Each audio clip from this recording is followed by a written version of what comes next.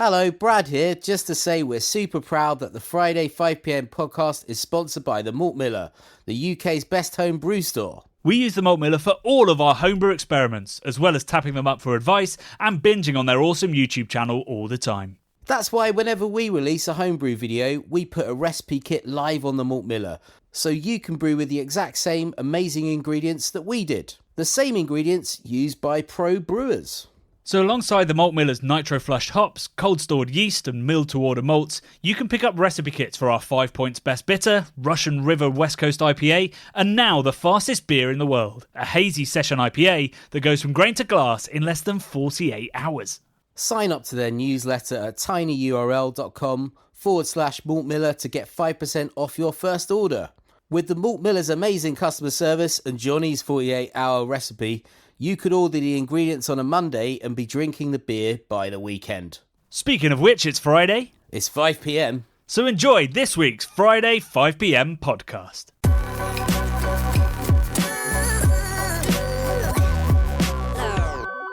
It's Friday, it's 5pm, and I believe if the weather people are to be believed, we're set for a scorcher this weekend. Pub garden weather, Bradley. Mate, I tell you, I've had an absolute week of it. I cannot wait for a beer. We're recording this slightly earlier than 5pm due to the magic of television.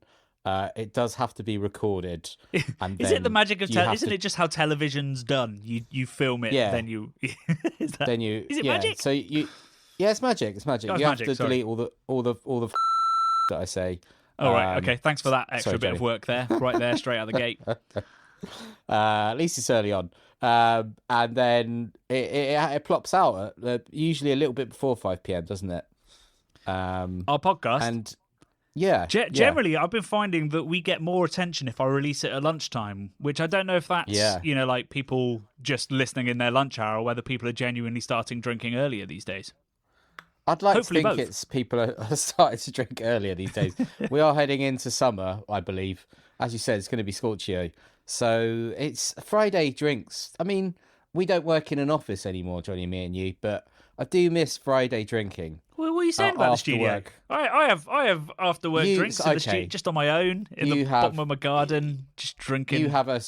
I'm doing air quotes, you have a studio. But we don't work within an office environment with like a big group of people and camaraderie anymore. No. Where you could all just go and go, oh, what a week. You know, damn. Do you know those TPS reports aren't going to write themselves.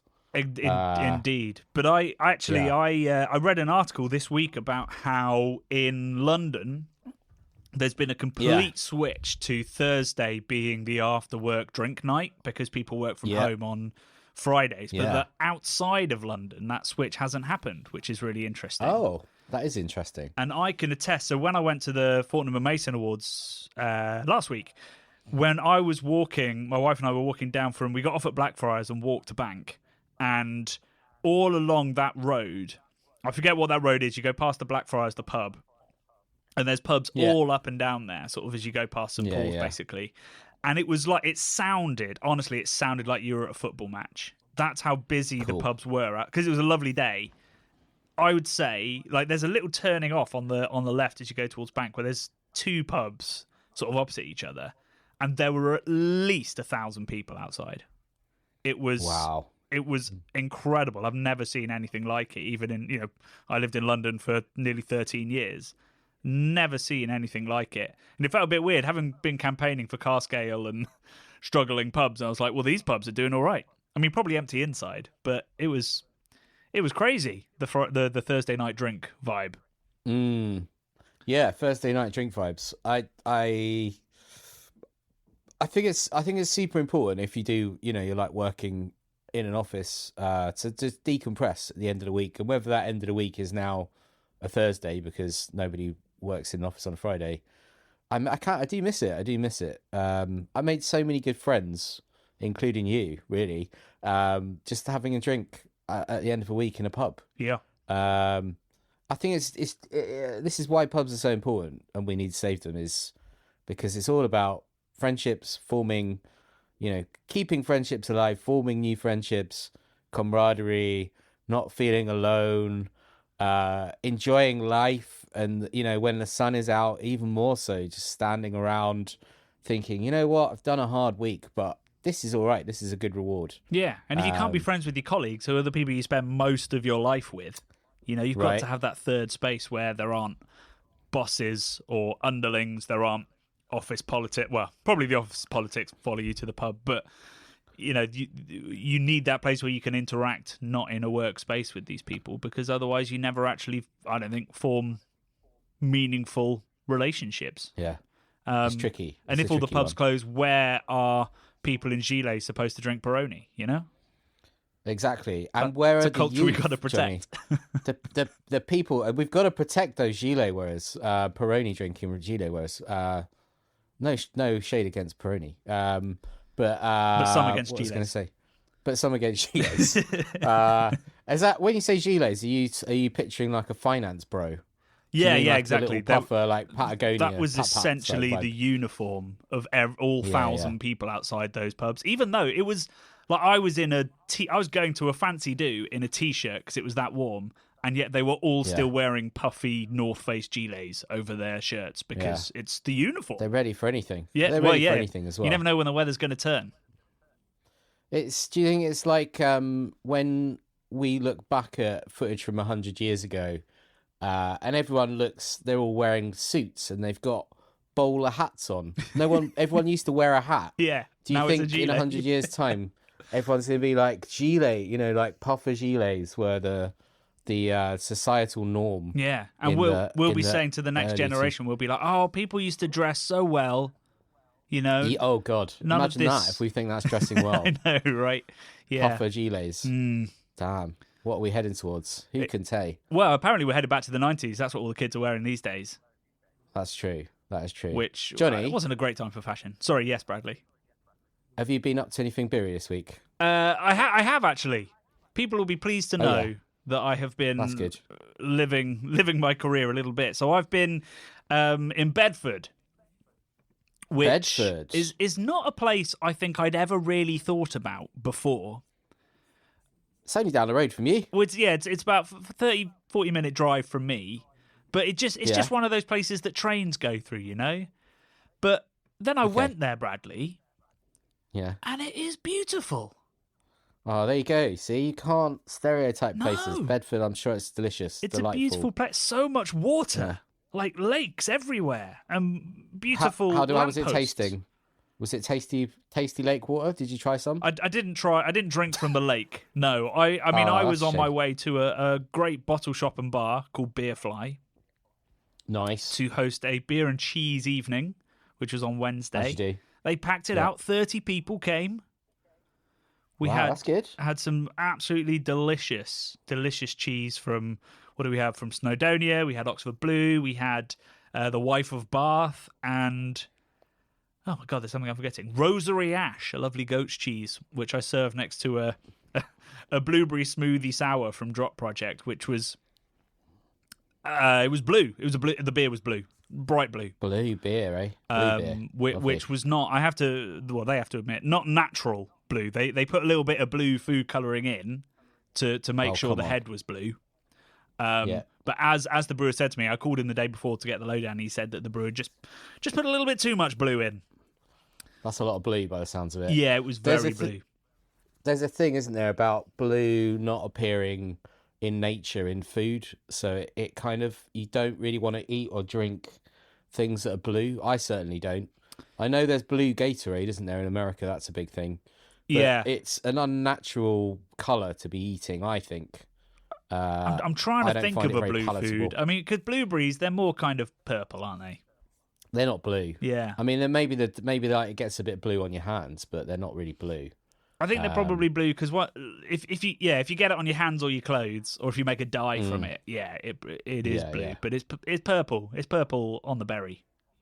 It is purple on the berry. Yeah, so maybe there isn't a blue food. I don't think there is. I remember years ago when I used to direct music videos in a different lifetime.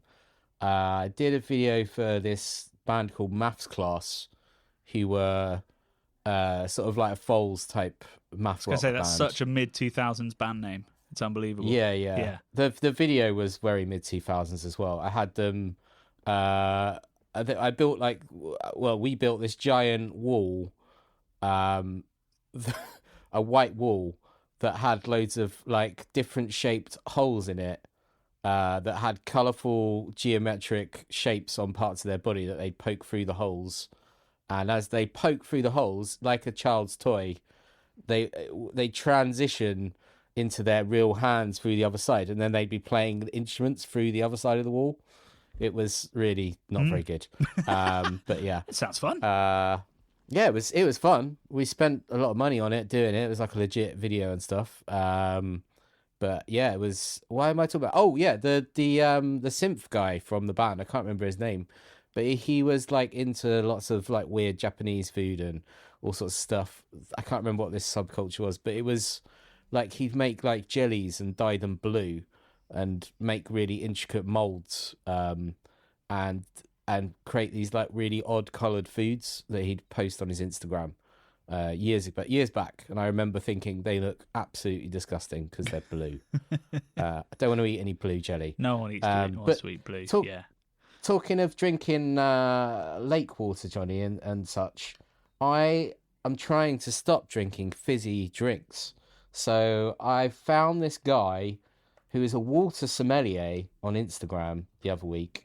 He's called, I don't know if I want to endorse him or not, but he's called the Bearded Water Sommelier. And he put me on to a water from Lidl called San Celestino, which is a carbonated natural mineral water from Italy.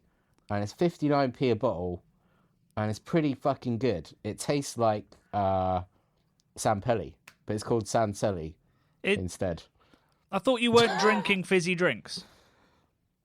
Well, it's fizzy water, so I'm trying to get away from the sugar. Right. That's okay. what I'm trying to do. Okay. I'm trying to basically, when Kirsty moved in with me, I'd given up Coca-Cola and I'd stopped eating biscuits, and then it's been a slippery slope. So I'm trying to stop eating biscuits and drinking Coca-Cola and other fizzy drinks. So Right. I'm on about one bottle a day of this fizzy water at the moment.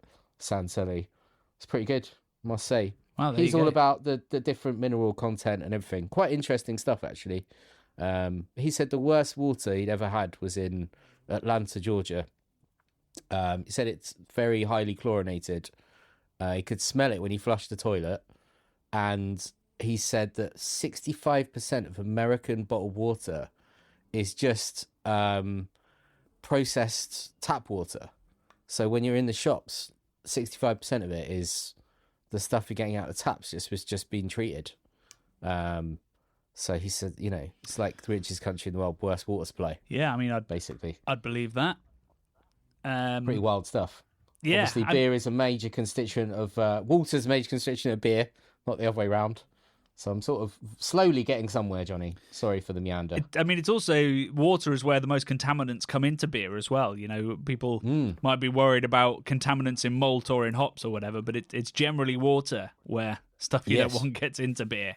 So it is a huge part of brewing. I don't know how I feel about water sommeliers, because not to dismiss them or their work, but many people have trouble telling the difference between different styles of beer, let alone different mineral contents in water. So I think the audience that actually can taste the difference is probably pretty minimal.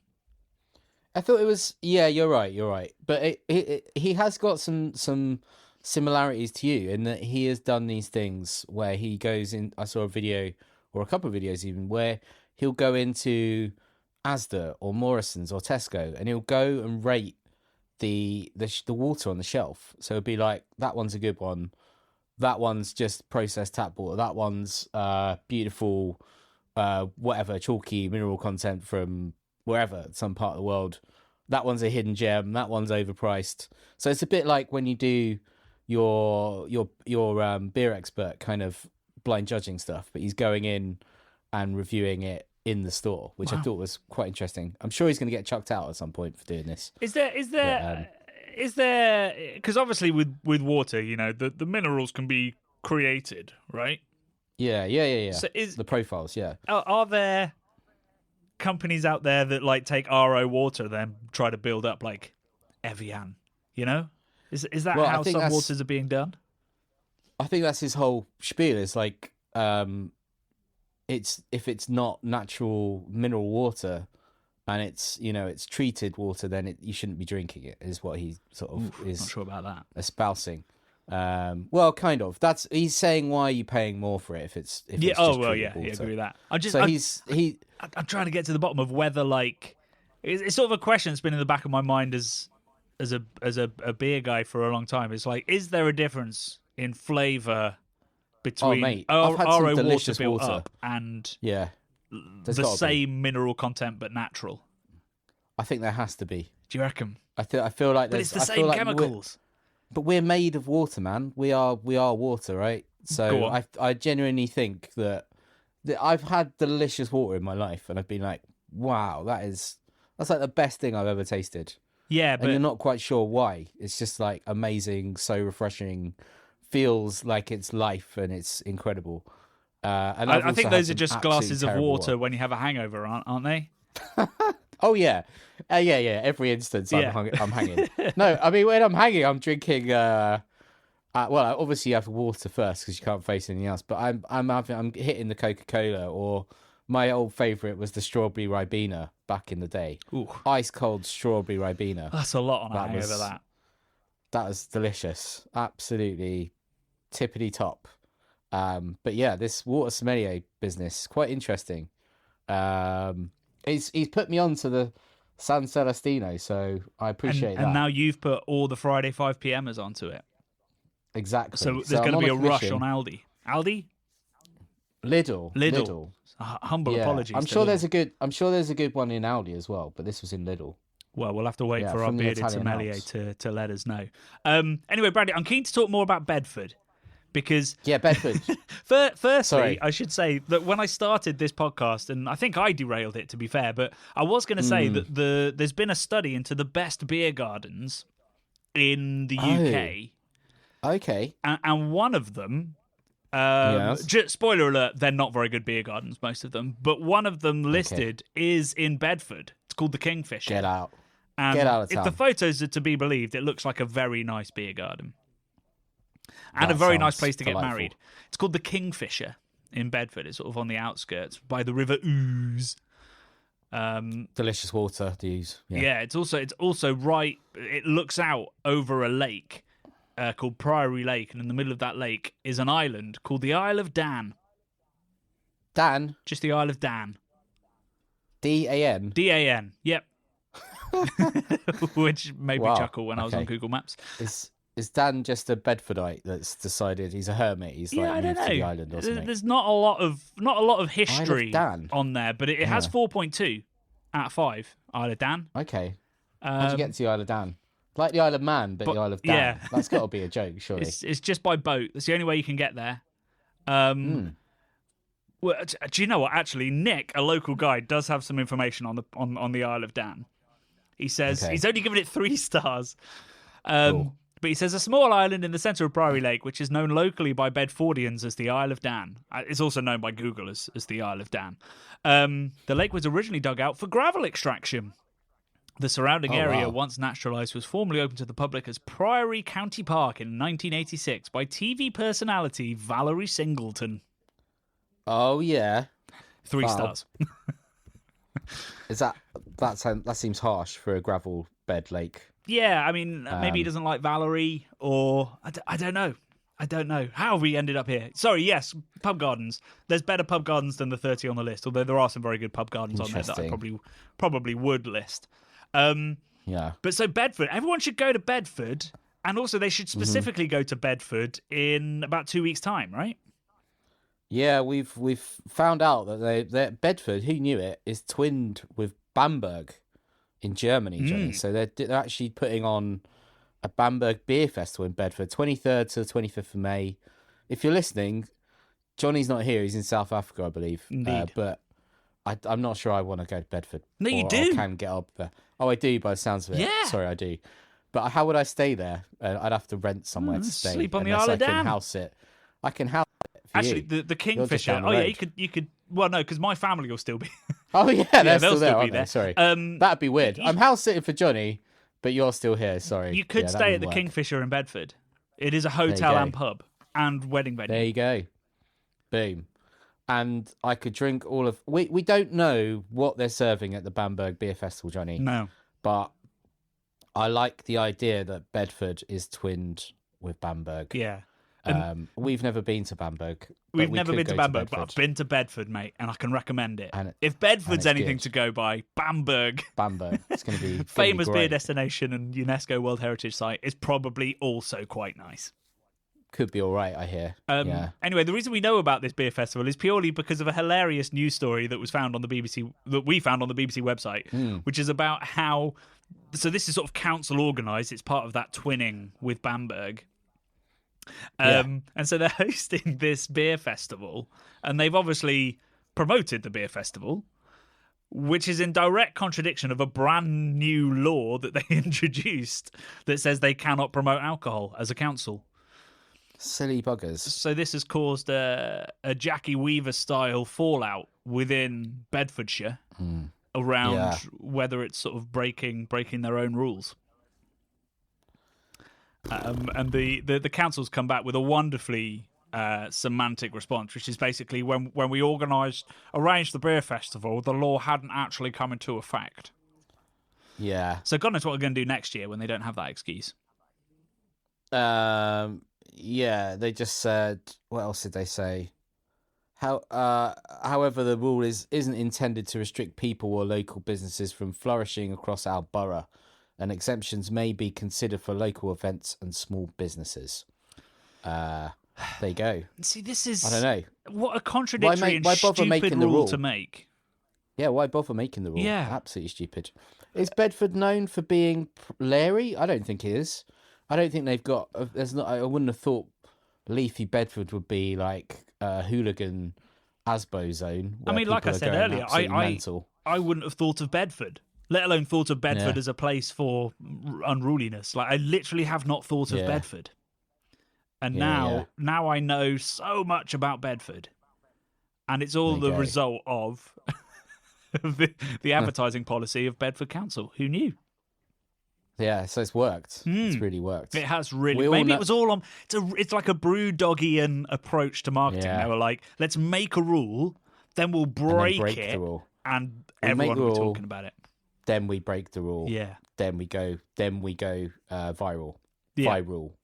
Make the rule, break the rule, viral. It's the craft handbook. Make the rule, break the rule, viral. Yeah, that's a slogan right there. That is very Brewdog, isn't it? Yeah. So there you go. If you're free, not this coming weekend or the weekend after, but the weekend after that, go to the illicit Bamberg Beer Festival in the beautiful town of Bedford. Go see such wonderful sights as that lamppost I mentioned and the Isle of Dan, and maybe stay at the Kingfisher, one of the 30 best beer gardens in the country.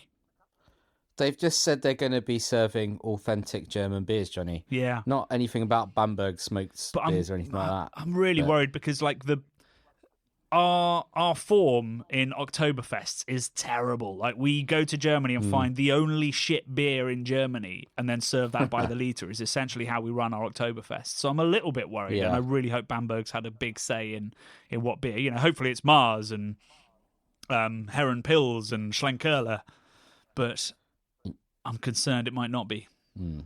I tell you what though, Johnny, talking of like a Friday drink / Thursday drink, I very much enjoyed the rare occasions that we went to the beer keller around Old Street that was like underground. Yeah. That was pretty fun. That place was pretty fun. There was that one, and there's obviously Cats in Jammers as well. Which I went to awesome. A lot. I used to work above it. You did, in the Hop Exchange. Yeah. I loved that place. That place was all... Is it gone now, isn't it? Cats in Jammers, or am I No, I think it's still there. I believe it was one of the... When I worked at Cave Direct, which imported Paulaner, it was one of our best accounts. And then shortly after I left, I believe they changed contract and got rid of Paulaner, which was, a big deal. Yeah. And then I think about a year later they came back because the sales just fell off a cliff. But Dropped off. Yeah. I think they're still there. I hope they're still there. Yeah. Yeah. Let's it's double check. I love why are all beer killers underground? Those two were like in basements, weren't they? What is it about a beer killer? It's so loud, I suppose. Well, because It's a Keller. Oh yeah, okay. It's a Fair cellar. enough. Otherwise, you call it a beer hall. The clue's in the name. Yeah. Fair enough. Yeah. I'm just trying to think. It's different to yeah, okay, fair enough. I think the halls are above and the cellars are below. Yeah, that makes sense. Although Right. actually it says beer hall according to Google. Okay. So Interesting. I guess Google's had the same existential crisis as you and gone, what's the difference? Yeah. Cool. So that's Bedford and also Cats and Jammers. Some goodish news for a change. I'd like some good news. Yeah. So I wasn't aware of this, but Ilkley Brewery, who actually featured on the channel a couple of times in the very early days, they were very early on the craft scene. They used to make really great cask ale and some really unusual things. I remember they had a rhubarb saison that was great. We're talking probably 15 years ago now. But they were basically in administration. They went under.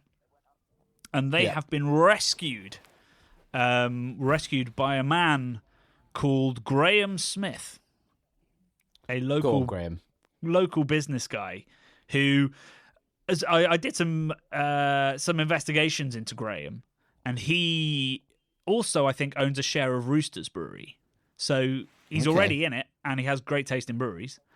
Skin in the game. And, a part of me was a little bit cynical. I was like, this kind of thing happens quite a lot. Somebody invests some money, keeps it going for a bit longer, and then it goes under. But he's put in enough that they're going to be investing a fair chunk in improving the brew house and stuff like that, which is great to hear. But also, really like the quote. In most press releases, these quotes are sort of like, I'm super excited to have yawn, like just nonsense. But listen to what Smith had to say about his investment, right? Now is the time for small independent brewers to stand up and join forces to raise the profile of handcrafted beer. Now more than ever, there's an opportunity to tap into consumers' desire to drink imaginative, creative, and high-quality beers. Beers brewed by hand, by local people, where they can be sure of authenticity and be part of the story. Hell yeah. Go on, Graham. Go on, Graham. Yeah. That's great. I love that. He loves it. He's not just speculating or just playing around. He's got a mission. Exactly. That's brilliant. Yeah. Love it. I was very happy to see Graham Smith sticking it to the man there. Hopefully that means Ilkley's future is assured, and they've got somebody banging the drum for them and also paying the bills. Yeah. Don't know whether this one's good news or not, but it tickled my interest when I saw it on The Grocer, which is the sort of the trade mag for supermarkets and I guess smaller food shops. So Captain Morgan Spiced Rum, has released, which is owned by Diageo, I believe. They have unveiled a new beer-inspired rum RTD, ready to drink can. Say it again. Beer-inspired rum what? RTD, ready to drink, it stands for. So it's pre-mixed cocktails and all that kind of stuff. So this new one, right? It's called Muk Pit. Muk Pit. Which I'm looking at it now. Yeah. Yeah. Interesting. I do not know much about this, so I apologise if this is terrible, complete misinformation. But as far as I can understand it, muck is like a starter culture for the fermentation of rum. So it's like spent yeast, overripe fruits and stuff like this that is sort of thrown into the fermentation.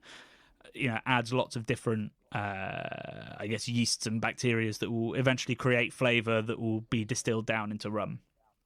Sounds like I would imagine Captain Morgan is not made using muck. I would imagine it's a very dialed-in process. But I think this is sort of how maybe more home-style Jamaican rums used to be made.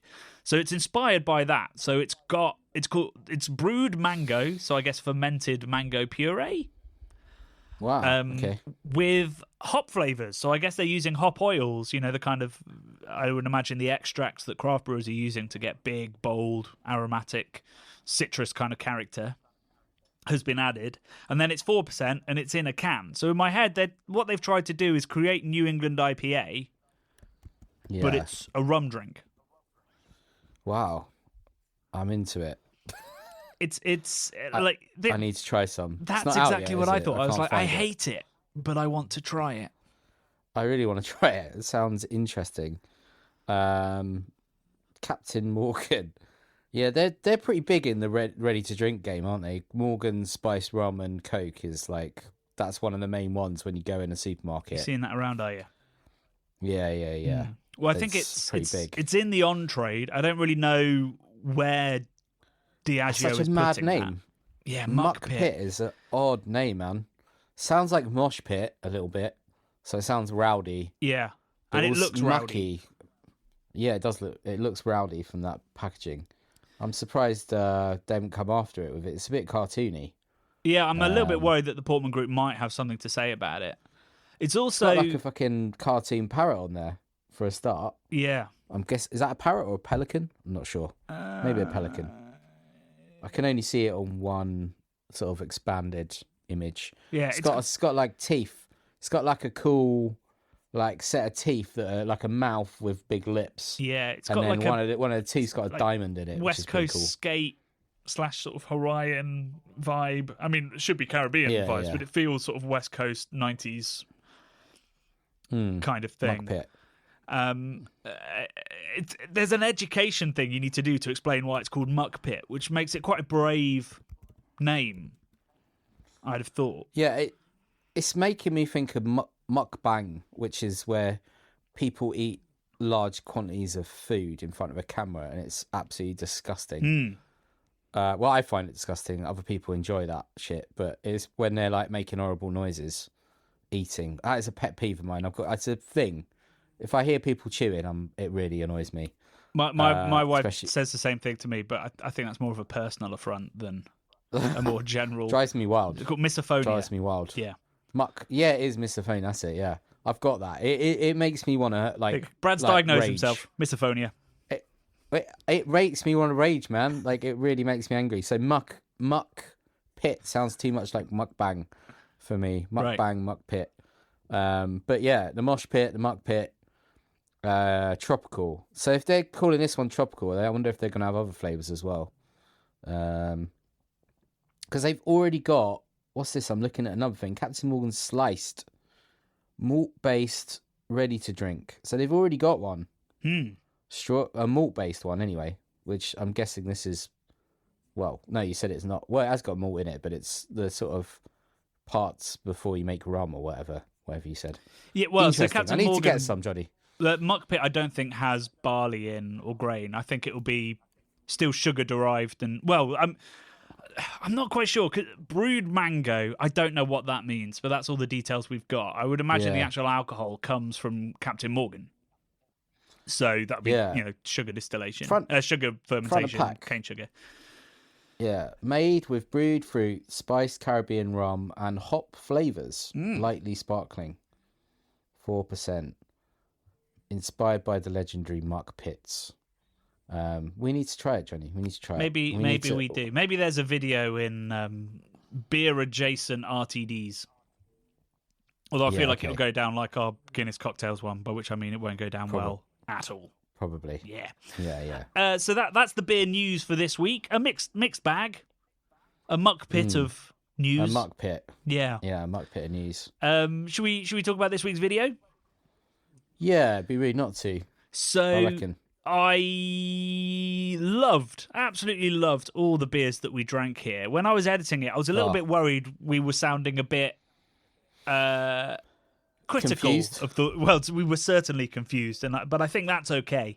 But I wanted to make clear in the podcast, like we absolutely loved the beers and we loved the approach. It's just I spend my life trying to tell people how beer tastes and what the names mean. And then I was confronted with that Helles, which looked nothing like a Helles, tasted nothing like a Helles, and indeed was nothing like a Helles, but was delicious. Was Helles good? Hella good. Yeah, I mean they're smod, man. They're mystical art over science beer people from America and the North. It's an interesting combo via a small part of France. I think pretty much Yeah. only the name comes from France, really. I think it just Yeah, must just yeah. have appealed. The story of it appealed. Brother Brian or whatever's from France, Brother isn't Brian, yeah. I did. I got an email from Martha at Smod after he? Yeah. just saying that she absolutely loved the video and so delighted that we liked them. Said, come up and make a film anytime. But she also said that we'd slightly written her out of the story of Brother Brian. That Oh, damn. she was always there helping. She was I think she was tipping the grains into the mill while the boys were upstairs on the manway kind of thing. So I apologise to Martha. Sorry, the male Martha. gaze got in the way, but yeah, they said you clearly done your homework, and they were really delighted with the story that we told and the way that we told it, because I think everything we said in the video they basically agreed with. Like, they put these words on there because they have to. Just to give you a vague indication of where this beer is going to be going. But then, once you crack that can, you're in the desert. You're lost. You're in an experience. Yeah. And I just think that's brilliant in a world where beer geeks are just obsessed with putting labels on things. Labels. And where people new to it have no idea what to expect, even when those names are there. It's quite nice somebody who went, well, forget the name. Yeah, I think it's kind of genius to do that, and just to. It's a very artistic approach, isn't it? It's interpretive dancing. Yeah, interpretive brewing of the beer world, interpretive brewing, which I think there's not enough of. That's pretty fun. And different. I think the Belgians do it so well, and no other nation really does. Yeah. I think a lot of nations put too many rules on, and also, I think that Samars of the Desert, they have absolutely zero ambition of growing. Like, they can. I hope they can survive at the size that they're at. They love being very hands-on in the brew house, and so they can afford to make beer that will just sell to the people already converted. They're not like Northern Monk, who are like, where's the growth coming from this month? And so they don't need to try and bring people in and explain to people that might not know who they are. They're like, just try the beer, and if you love the beer, brilliant. And it's nice that some businesses can do that and make a success of it and be very creative. Let their creative juices flow. Yeah, 100%. I'm just trying to think back to like Forest and Maine. They're very arty people when we met them. Yeah, with he was literally painting something when we arrived, wasn't he? Exactly. I think his name was Dan, wasn't it? Could have been, and that is. I mean, I haven't been to Smod yet, but I imagine similar sort of mentality where it's an artistic expression of yourself. The beers that they're putting out is sort of an extension of their art, kind of thing. Yeah, which I think Forest and Maine was certainly that. So I can imagine Dan and Martha being that's another similar. interesting way of looking at it. Like this idea that you're a brewery, but as part of that, you put art and philosophy out there as part of the product. It's not like you're branding. It's not like you have a marketing department, a brewing department, an accountancy department, the management. It's like, well, these guys don't. Yeah, no, for sure. It's all the same thing. When you put a beer out into the world, the label and the recipe and the idea behind it are all just sort of one thing, and they completely blur. It's I don't know. We need to go up there and film and get their perspective rather than sort of projecting it onto them. But it's just wonderful to have a very different approach and to be able to cover that on the channel. And actually, so we filmed 3 under the radars at the Beer Merchants Tap that day. That was that the last one, I think. So maybe we were juices were flowing. But all 3 breweries kind of make something out of breaking the rules. Definitely. So I'm excited to put those out into the world. Did you have any comments you enjoyed? I quite enjoy. I was talking about monks. Everyone knows I like the idea of different kind of monks. And this video, I was talking about a monk hotline, ringing brother. Oh God, what was his name?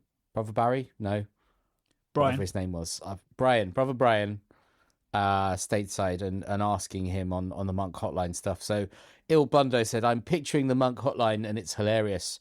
All the Trappist monasteries just have their naughty monks manning the phone. Ha ha ha."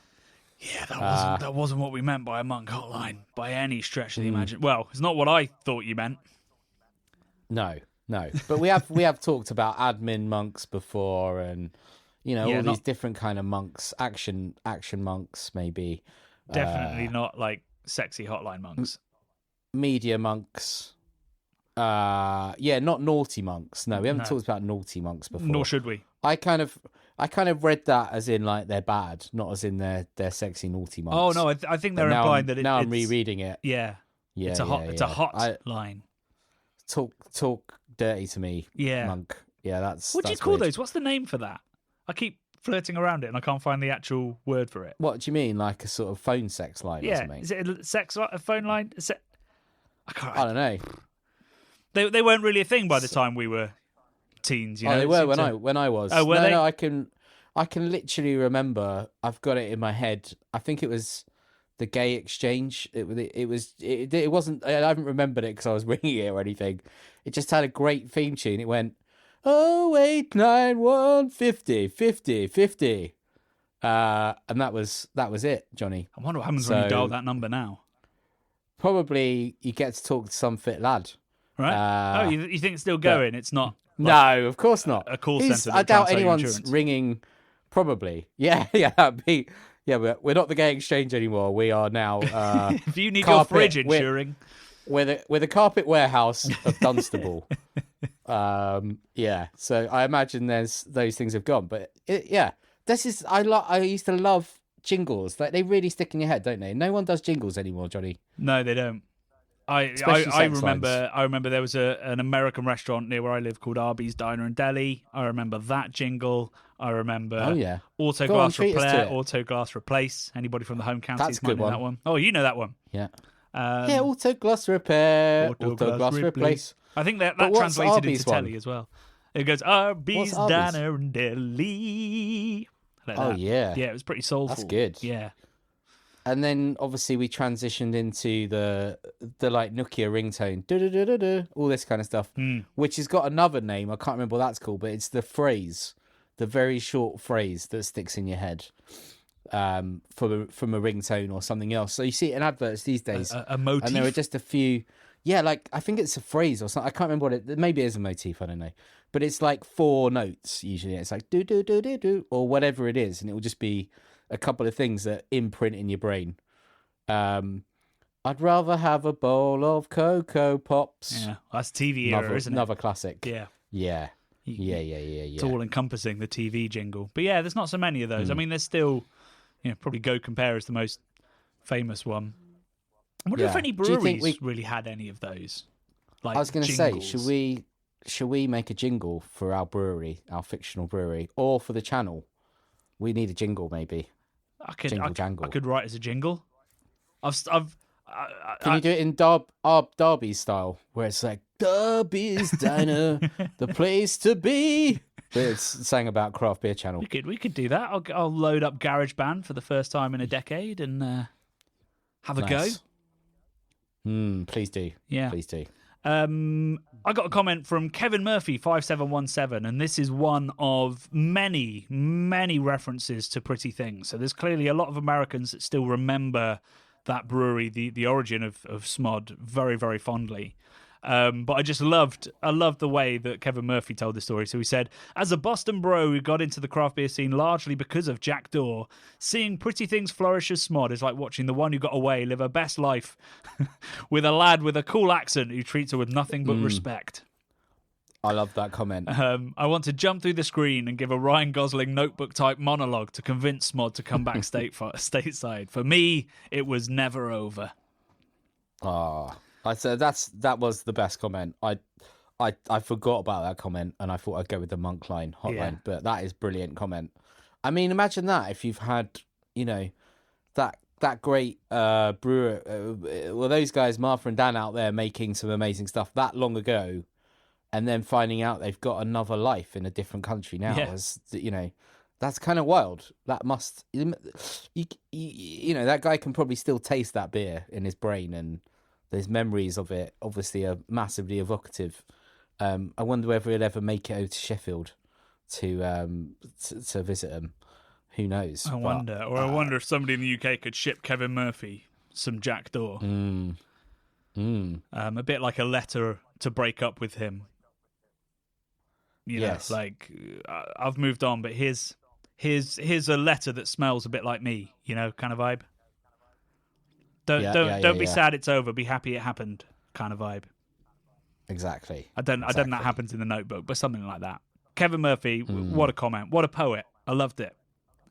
Exactly. Absolutely I'll loved tell you it. what, talking of poets in the comments, we haven't had one of the poems that we used to get from our regular That is a great commenter point. for a long time. It's been a long time since I read a poem on the podcast. If you've got a poem for us, long time contributor to the channel, we really miss them. I used to read them out every week badly because I'm dyslexic, and or I'd let Johnny read them more artfully. If you can remember one, we'll have to dig out the username and send them a.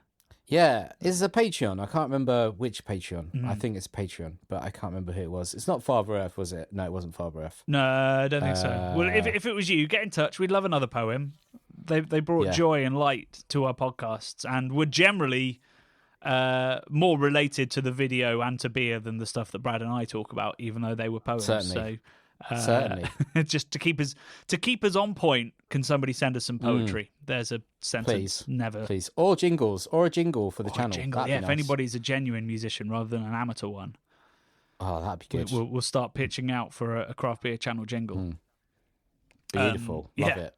Cool. Right. Well, that's about all we've got time for this week. All that's left to say is go to Bedford. It's nice. Go to the Bamberg Beer Festival. Yeah. And if you try Muk Pit, let us know. Let us know what it's like.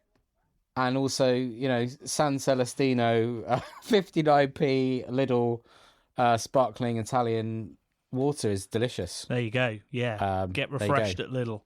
Yeah. This is not an advert. If Lidl are listening, it could be. So, Could be. we'll be back next week. We've actually got the full version of our Timothy Taylor tour next week. So I've been busy editing all of the big tours that we did into about 40-minute documentaries just about the breweries themselves. And Timmy's is basically done. Shep's is on the way. Kirkstall's on the way. I'm going to start digging into Harvey's. So it's all starting to come out, mixed in, obviously, with our Under the Radars and some other bits. So that's coming next week. And then I'm not 100% sure whether there'll be a podcast next week. It depends on how ready I am for South Africa. But I then go away for a week to BeerX Africa, the conference. And I'll be making some films while I'm out there as well, visiting A-Gear.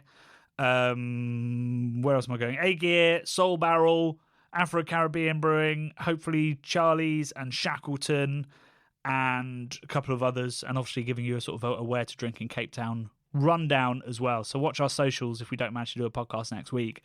That's the reason, and that's where I will be. So until the next pod, or indeed until Timmy's next week, love and beer.